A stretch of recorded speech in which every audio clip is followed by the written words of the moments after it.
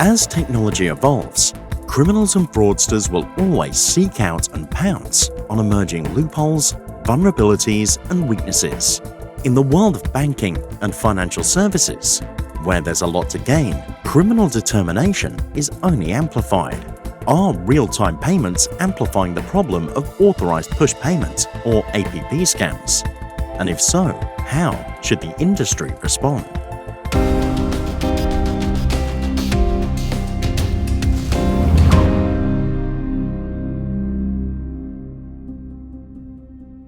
Across the fraud landscape, a growing concern is the frequency of APP scams, which is made possible by fraudsters hiding behind mule accounts. So some of the fraud trends we're seeing a big rise in push payment fraud, scams, we're seeing a lot of mule activity still. It's still going on for the past 10, 20 years. And when exploring the wider fraud problem, the prevalence and scale is clear. In all global regions, being tricked or coerced into making a fraudulent transfer was the #1 type of fraud, ahead of all types of card fraud in our 2022 consumer survey, though it was the #1 type worldwide, with 16.3% of our global sample of fraud victims stating that they had experienced being tricked or coerced into making a fraudulent transfer. All of this exists exactly because there is a destination for that money. And the destination of that money is usually a mule account. Using a mule account, which temporarily houses criminal funds, is a method that fraudsters are increasingly exploiting. A real criminal will not be willing to have his name as the destination of this money. So they need to go there and set up fake accounts or just buy mule accounts that they can send that money to. So what is a mule account? A mule account is an account that has been used by fraudsters to push money into, and then the owner of that account, the mule account owner, then pushes the money out to a specified destination on behalf of the fraudster. Money mules are an increasingly indispensable tool in the fraudster's armory, and real customers are being recruited with their legitimate accounts being exploited for illegitimate means.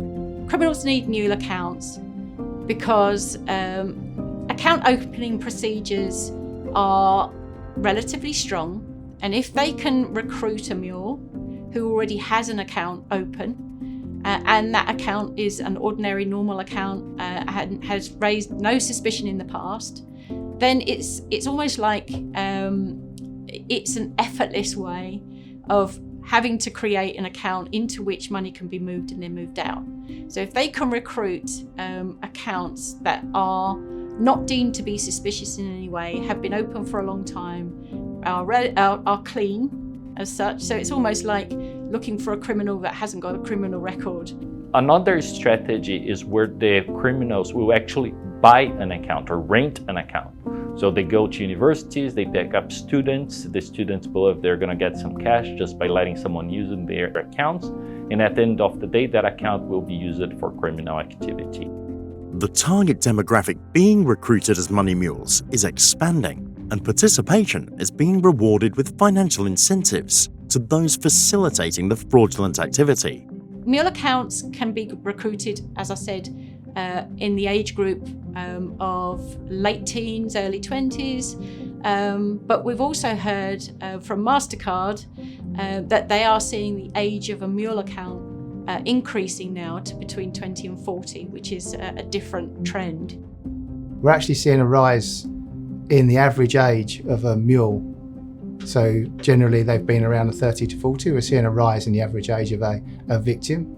And the mule account owner has instructions then to pay those monies out to specified destinations and hold maybe 10% back, and that's their payment, and that's how they make their money.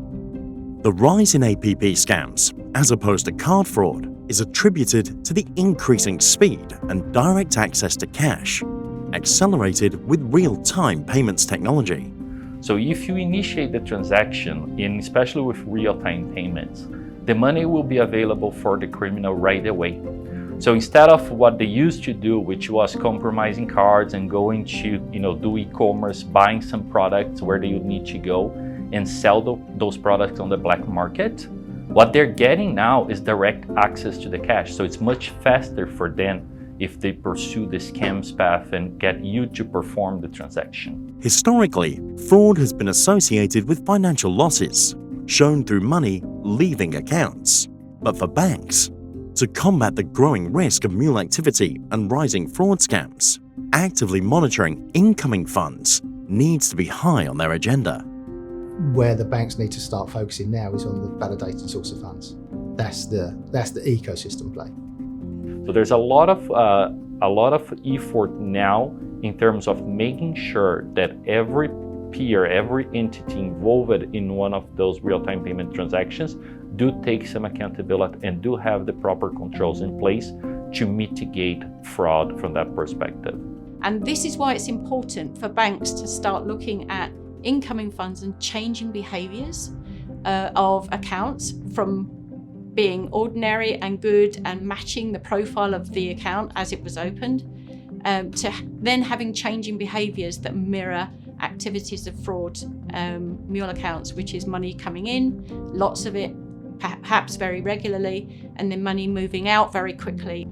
In addition to mitigating the occurrence of incoming fraudulent funds, financial institutions and banks need to examine their KYC, Know Your Customer, and onboarding processes. Not all mule accounts are rented. Some are opened by criminals, taking advantage of looser KYC controls, using a stolen identity, or perhaps a fabricated one. So those financial institutions, they need to have stronger onboarding processes. They need to make sure they fully understand who is that person that is creating this account and what's the intended usage of this account. So having a good control of the accounts you have and the new accounts as well as dormant accounts in your financial institution is key for helping mitigating the problem that everybody is